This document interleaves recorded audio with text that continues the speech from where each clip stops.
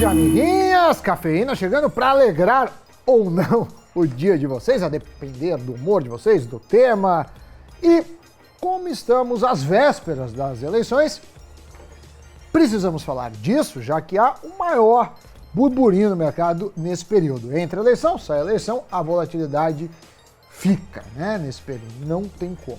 E como nós já fizemos um Cafeína sobre o tema há uns 10 meses, hoje vamos falar em como a Bolsa oscila em períodos de segundo turno e o que esperar. Certo, Doni? Salve, pessoal! Pois é, Sammy Boy, esse é um daqueles assuntos necessários, apesar de não ser o preferido de muita gente. E como nós estamos aqui para ajudar a iluminar as decisões de vocês nos mais diversos cenários, agora não é diferente.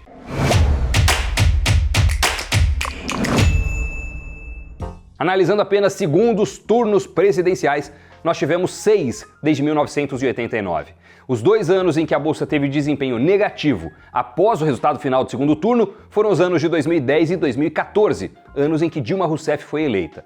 Nos demais, 89, 2002, 2006 e 2018, o Ibovespa reagiu positivamente. Em especial, veja você, no ano em que Fernando Collor venceu. Foi uma alta de 304,5% nos 3 meses seguintes ao segundo turno.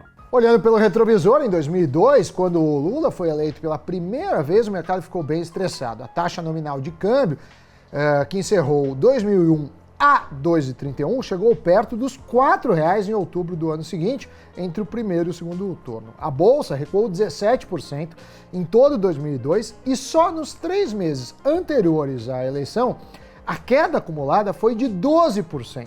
Já as eleições de 2006 apresentaram menos incertezas que a de 2002. A economia estava ok, a média de crescimento real do PIB do primeiro mandato foi de 3,5% e a Bolsa subiu 30%.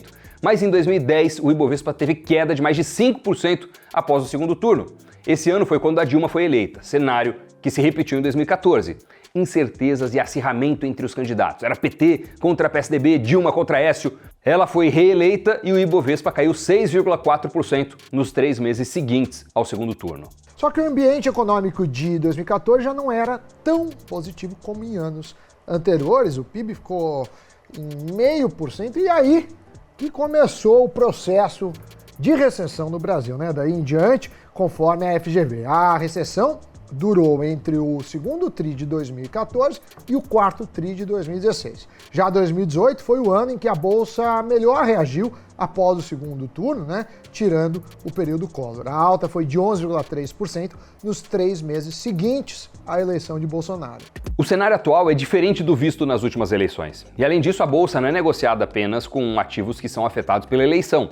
A gente tem tido um maior peso vindo de fora, com juros e inflação em alta nos Estados Unidos e na Europa e guerra ainda em curso. Esses e outros fatores externos estão pesando no desempenho de diferentes setores da Bolsa brasileira. No entanto, é comum investidores ficarem de olho em alguns setores da Bolsa que podem se beneficiar em caso de vitória de um ou outro candidato. Em relatório, a Guide Investimentos afirmou que as eleições serão menos impactadas que em anos anteriores e que a forte performance das ações estatais nos últimos meses deixa pouco espaço para altas, mesmo em um cenário positivo pós-eleições.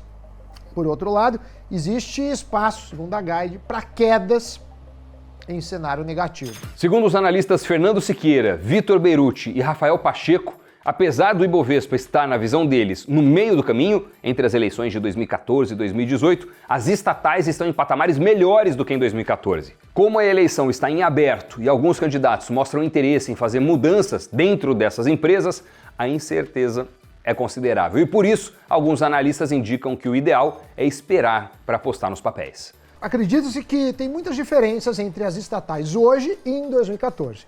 É que o cenário atual é de lucros recordes para essas empresas, enquanto em 2014 elas apresentavam prejuízos recordes. No entanto, a relação risco-retorno parece questionável ou ruim, segundo alguns analistas, neste momento, dada a proximidade das eleições e diversas declarações de alguns candidatos no sentido de rever a atuação das empresas estatais. Considerando isso, os analistas acham que faz mais sentido esperar um momento melhor para aumentar posições nestes papéis.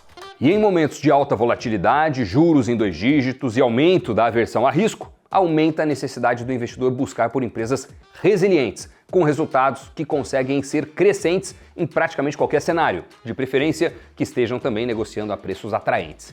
As empresas ligadas a commodities são um exemplo, que normalmente conseguem performar bem apesar do bear market. Sendo assim, os papéis da PetroRio são indicados pela Nord Research. A petroleira une a resiliência das commodities com um crescimento de resultado impulsionado por fatores particulares da empresa. Já muito se fala que a Bolsa Brasileira está barata e que as empresas da B3 estão financeiramente saudáveis, mesmo com as baixas. E tem um setor que apanhou na pandemia, mas agora vai muito bem, obrigado. E para muitos analistas ele não deve ser afetado no período. Estou falando dos shoppings. Entre os papéis listados, as ações da BR Malls negociam a um P sobre VPA de 0,67, o que significa que o preço está abaixo do valor patrimonial, de acordo com essa métrica. Já outro setor recomendado nesse período é o de bens essenciais, como energia elétrica. E nesse caso, as ações da Eletrobras vêm sendo bem recomendadas. Apesar da ação ter andado meio de lado desde a privatização, os papéis registraram alta de 41% em 2022. Agora, outra possibilidade é ficar de olho em ativos alternativos. Tem investimentos em royalties musicais, em obras de arte, vinhos e criptomoedas. Aconteça o que acontecer, esses ativos seguem um caminho quase que independente dos demais do mercado financeiro, sobretudo em épocas de eleições. Royalty musical depende, obviamente, da execução da obra nos streams, rádios, shows e outras mídias. Quanto mais tocada, mais rende.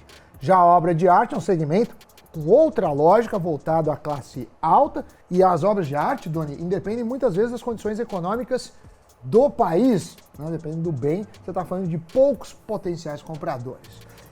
Obviamente, se não houver compradores aqui, no limite você pode até vender, se você tiver um Picasso em casa no exterior.